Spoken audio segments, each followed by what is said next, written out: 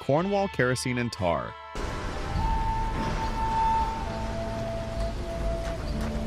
This is one of the biggest companies you will run into while wandering around in the Red Dead Redemption 2 game.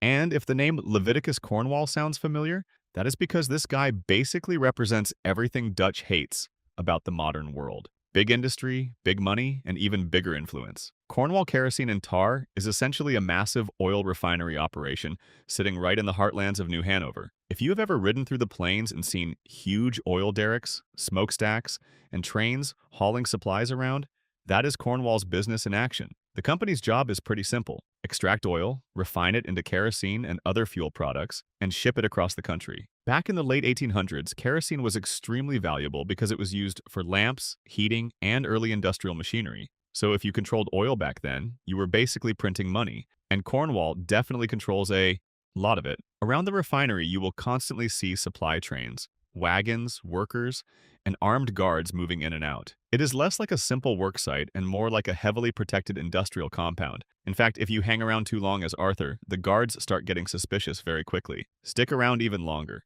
and suddenly everyone there remembers they have rifles. So yeah, this is not the kind of place where you casually stroll in and say hello. Of course, being an outlaw means Arthur eventually ends up getting involved with the refinery anyway. At one point in the story, you actually sneak into the facility to steal an oil wagon for a train robbery. And if Arthur takes too long figuring things out, John Marston basically steps in like, "All right, I will do it myself," and grabs the wagon instead. Later on, the refinery becomes important again during Arthur's involvement with the Wapiti tribe. Arthur sneaks into the refinery to steal some important company documents, and things quickly go from quiet infiltration to a giant oil explosion. Because when you mix sabotage with barrels of fuel, subtlety usually stops being an option. Eventually, the conflict around Cornwall's operation turns into a full attack when Eagle Flies and his warriors assault the refinery, hoping to strike back against the forces taking their land. It ends up being one of the more tragic moments in the story, showing how industrial expansion and native resistance collide in the late frontier. By the time the story reaches 1907,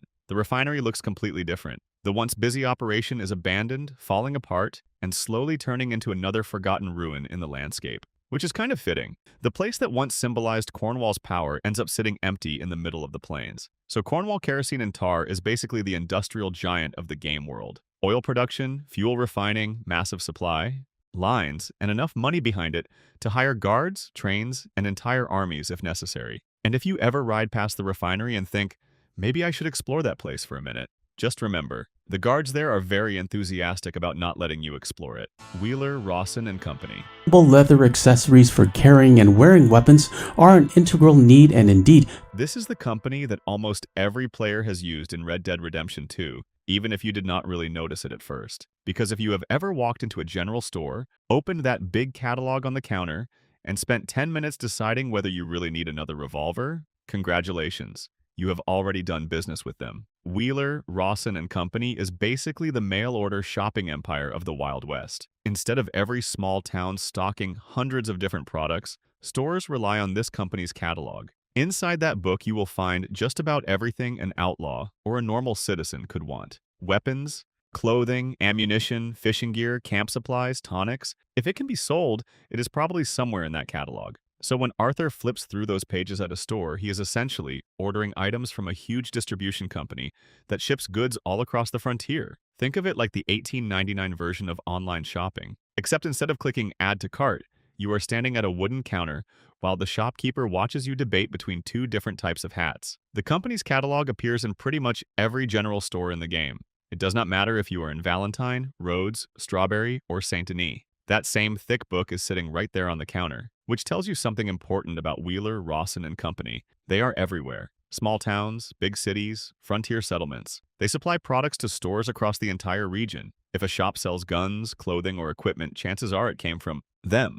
And the idea actually comes straight from real history. The company is inspired by Sears, Roebuck Company, a real American mail-order business that started in the 1890s. Back then, people living in remote towns could order almost anything through a catalog and have it delivered by train. So Rockstar basically recreated that system in the game world, which means every time Arthur casually orders a new coat, a revolver upgrade, or a fishing rod, he is participating in one of the frontier's biggest retail operations, the Appleseed Timber Company. Started with them setting up their camp. They're building their main foreman's office, and I've only really... If you are riding through Big Valley in West Elizabeth, you might suddenly hear the sound of axes hitting wood and trees crashing down. That is usually your sign that you have found their logging camp. And compared to something like Cornwall's refinery, this place feels much simpler. No big factories, no giant smokestacks, just a group of workers, some tents, piles of logs, and a foreman trying to keep everything running while the forest slowly disappears one tree at a time. The company's whole job is exactly what the name suggests: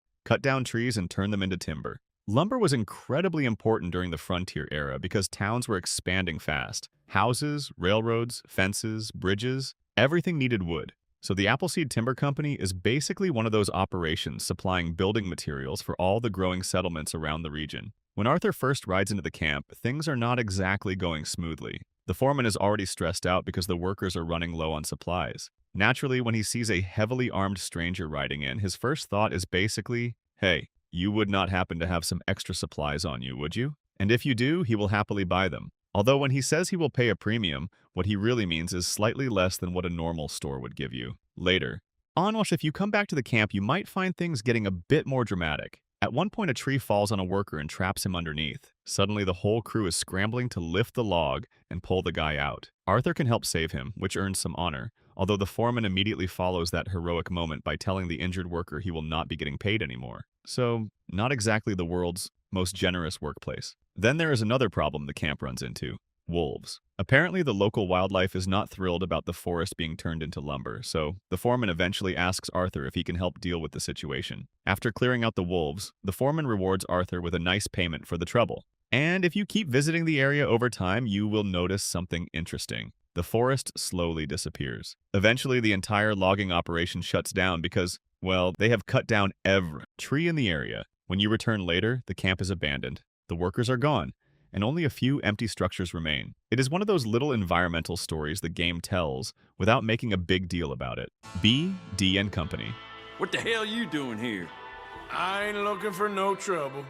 Just need a... This may be the only company that every outlaw in the Wild West quietly appreciates. Because while other organizations are selling oil, lumber, or fancy catalog items, these guys are busy making something a little more important to Arthur Morgan: guns. B.D. & Company is a firearm manufacturing company that has been around since at least the late 1800s. And by the time the events of Red Dead Redemption 2 roll around, their weapons are already spread all across the country. If you have ever visited a gunsmith in the game and bought something that looks a little too powerful for hunting rabbits, there is a good chance B.D. & Company had something to do with it. Their two most famous products are the bolt-action rifle and the Evans repeater. The bolt-action rifle is one of those weapons that immediately makes Arthur feel like he has upgraded from cowboy with a gun to very serious marksman. It is powerful, accurate, and great for hunting large animals, or dealing with enemies who thought standing far away would keep them safe. You actually received this rifle during the mission, preaching forgiveness as he went. After that point, it becomes one of the most reliable weapons you can carry. Then there is the Evans repeater, which is basically the opposite approach. Instead of focusing on long-distance precision, this thing is built for rapid fire and chaos.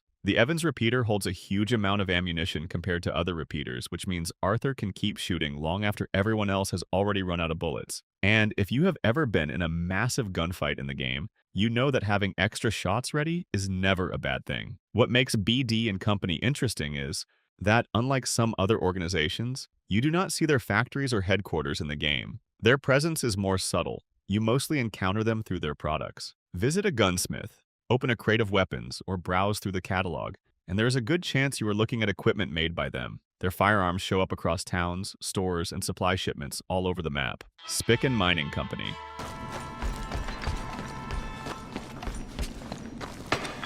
This company is tied to one of the most famous ghost towns in the entire Red Dead world, Tumbleweed. And if you walk around Tumbleweed carefully, you can actually spot their name written on the old assay office building. That is basically the place where miners would bring rocks and ore to be tested to see if there was actually gold, silver, or other valuable minerals inside. So right away, that tells you something important. Tumbleweed was not always the dusty, half-abandoned town you see later in the game. At one point, it was actually a mining town, and companies like the Spicking Mining Company were running the local industry. The idea was simple: Miners would dig up ore from nearby places, likely areas like Gaptooth Breach, and then bring it into town to be tested and processed. If the ore was valuable enough, it could be sold or shipped out for refining. That kind of business was pretty common in the real Wild West. Towns would suddenly grow around mining operations, fill up with workers, saloons, and stores, and then disappear just as quickly once the industry collapsed. And that is pretty much what happened to Tumbleweed. At some point, the mining economy started falling apart, and things got even worse when the railroad line completely skipped the town. Instead of running through Tumbleweed, the railway went around it, which meant trade and supplies stopped coming through the area. And in the frontier economy, if the railroad avoids your town, you are basically finished. People started leaving, businesses closed, and the once busy mining settlement slowly turned into a ghost town. By the time the events of the later story roll around, only a few people are left trying to keep order while the rest of the place falls apart. Without strong businesses like the Spicking Mining Company running things anymore, bandits and criminals eventually began moving in, which definitely did not help the town's reputation. So while the company itself does not play a huge active role in the game's events, its presence tells an important piece of the world's history: the Jameson Mining and Coal Company. Good morning, mister.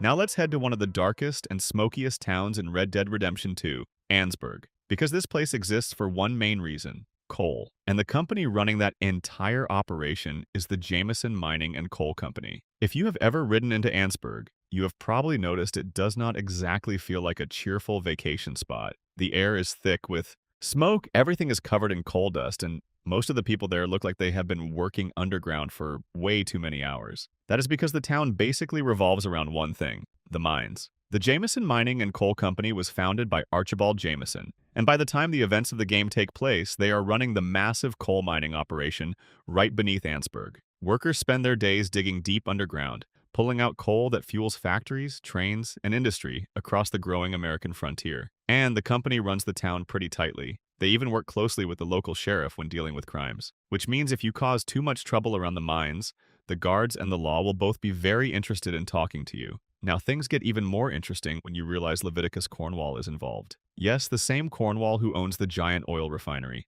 At one point, he starts looking into the Jameson Mining and Coal Company, possibly thinking about buying it or investing in it. That alone tells you how valuable the coal operation must be. If Cornwall is interested in your business, it means there is serious money involved. And of course, because this is Red Dead Redemption 2, the mine eventually becomes part of Arthur's story as well. Arthur visits the mines while collecting debts during Strauss's missions. That is where he learns that one of the workers he was looking for has already died. Not exactly surprising when you see the kind of dangerous conditions those miners are working in. Later on, the mines become even more chaotic during the later chapters. There are strikes, arguments with company officials, stolen shipments of dynamite, and eventually a full shootout as Dutch and the gang try to escape after one of their biggest confrontations. The Central Union Railroad Company.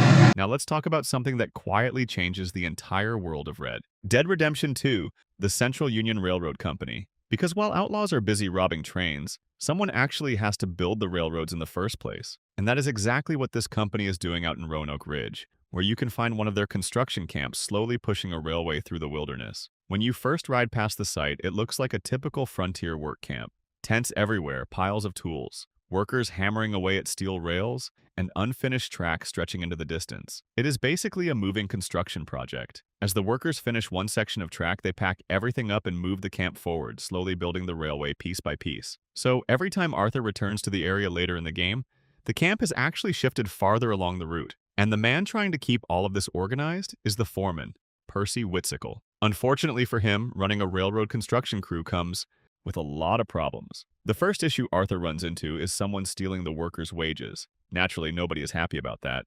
Whitsickle asks Arthur to look into it. After some investigating, Arthur discovers the culprit is actually the junior foreman, who thought hiding the stolen money inside a tree was a brilliant criminal plan. At that point, Arthur gets a choice: bring him back, let him go, or solve the problem the old-fashioned outlaw way. Later on, when Arthur visits again, the construction has stopped completely because a group of hired thugs is causing trouble for the workers. And surprise, those thugs are working for Leviticus Cornwall. Apparently, Cornwall is not thrilled about a railroad expanding through the region without his involvement. So Arthur helps clear them out, which allows construction to continue and earns him a nice reward. By the time Arthur checks in for the final time, the project is nearly finished. The rails are almost connected. The workers are wrapping things up, and Whitsickle is finally starting to relax for once. And after the last stage is complete, something interesting happens. The entire camp disappears. All the tents, supplies, and workers pack up and leave because the job is finished. The railroad line is now complete, and the construction crew moves on to wherever the next project might be. One cool detail Rockstar added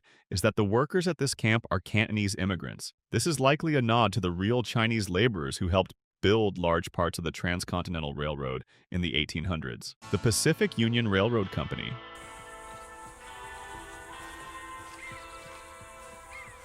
The Pacific Union Railroad Company is literally one of the most powerful companies quietly operating across the entire map of Red Dead Redemption 2. And if you have spent any time near train tracks in the game, you have definitely already seen their work, because this company basically controls most of the trains traveling across the frontier. The Pacific Union Railroad operates rail lines through almost every territory in the game. New Austin, West Elizabeth, Barino, New Hanover, and Lemoyne. Their trains constantly move across the map carrying passengers, cargo, supplies, and sometimes things that outlaws like Arthur Morgan find very interesting. So whenever you see those long blue trains pulling into stations like Valentine, Rhodes, or Saint Denis, chances are they belong to Pacific Union. And trains in the Wild West were a huge deal. They connected towns, transported goods, moved people across massive distances, and basically helped turn the frontier into a more modern and industrial world. If you controlled the railroads, you controlled trade, and that meant serious power, which is exactly why trains are such a common target for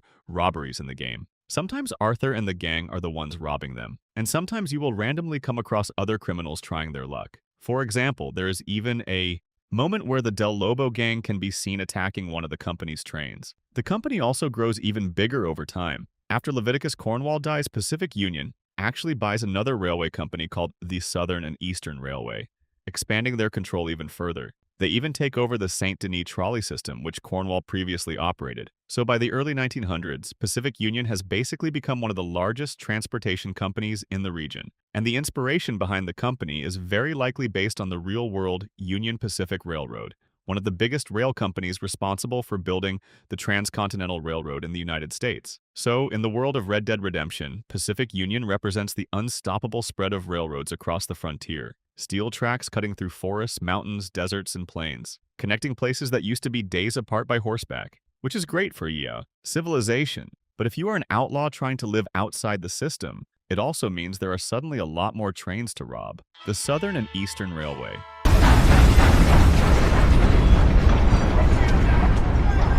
This is another railroad company you will see moving across the map. Or, if you want the full title, Cornwall Southern and Eastern Railways. And that second name should immediately give you a clue about who is behind the whole operation. Leviticus Cornwall again. Apparently owning oil refineries, factories, and half the industrial economy was not enough for him. Cornwall also decided it would be a good idea to control railroads. Because if you own the trains, you basically control how goods move across the frontier. So the Southern and Eastern Railway became one of Cornwall's transportation companies, running trains across different parts of the region long before the events of the game begin. And if you remember the very first big train robbery mission in Red Dead Redemption 2, that is actually one of Cornwall's trains. The gang's original plan was stolen from the O'Driscoll boys. Blow up the tracks in a tunnel near Cattail Pond and stop the train that way. Sounds simple enough. Except Bill's attempt at using dynamite goes completely wrong, which means the gang has to improvise. Instead of stopping the train first, Arthur, Lenny, and Javier end up jumping directly onto a moving Cornwall train from above the tunnel. And of course, things go about as smoothly as you would expect. Javier misses his landing completely,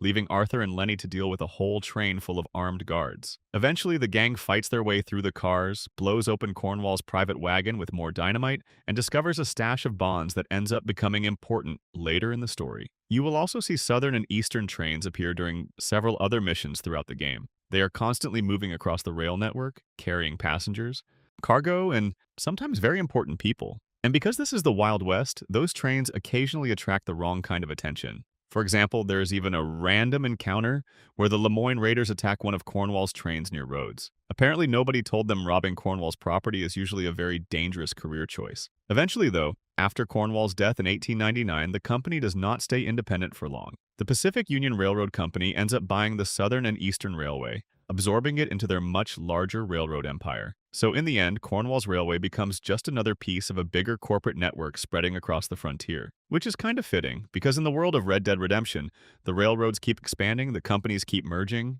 and the wild frontier keeps getting a little less wild every year. The Cornwall City Railway.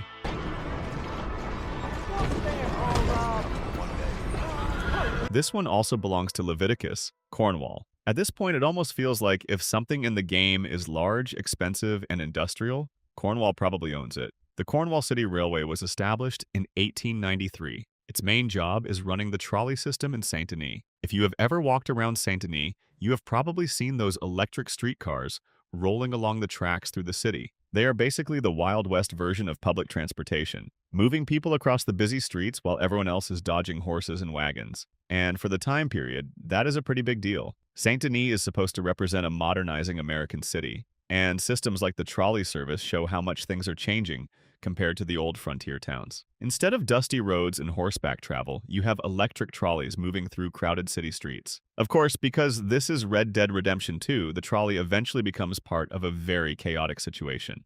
During the mission Urban Pleasures, Arthur, Dutch, and Lenny attempt to escape the police by hijacking one of the Cornwall trolleys, which sounds like a clever getaway plan, until Arthur ends up driving it. Let's just say Arthur Morgan is a fantastic outlaw, a great gunslinger, and a very capable cowboy. But trolley operator is not exactly on his resume. Within moments, the whole escape turns into a disaster. The trolley goes completely out of control, and the ride ends with a spectacular crash in the middle of Saint Denis. After Cornwall dies later in the story, the Cornwall City Railway also does not stay independent for long. The larger Pacific Union Railroad Company eventually takes over the operation and continues running the trolley system. So while Cornwall built the network, it ultimately becomes just another part of the expanding railroad empire spreading across the region. And even outside of missions, players can still hop onto these trolleys and ride it around the city, which is actually a pretty relaxing way to travel through Saint Denis, as long as Arthur is not the one driving it. Lannahechee and Midland Rail Company.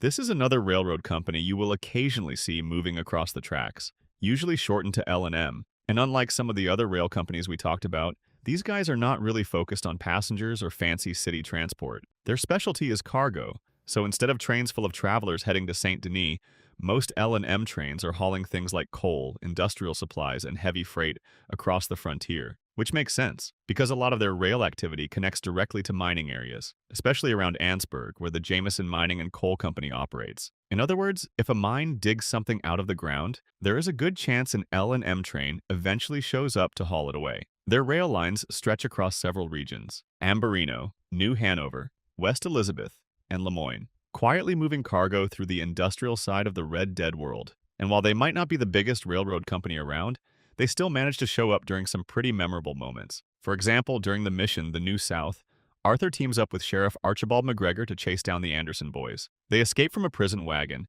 and decide that jumping onto a moving L&M train is a brilliant getaway strategy. Unfortunately for them, Arthur Morgan is very good at ruining getaway plans. Later in the story, the company's trains show up again when Arthur has to outrun the law by racing a train during the mission Sodom back to Gomorrah, which is one of those moments where the game reminds you that horses are fast, but trains are still faster. Outside of missions, you can also encounter L&M cargo trains at freight stations across the map. And since they are mostly transporting goods instead of passengers, they tend to feel more like working industrial trains than the larger passenger lines operated by other companies. The railroad itself seems to be loosely inspired by the real-world Lehigh Valley Railroad, a company known for transporting coal and supporting mining industries in the United States.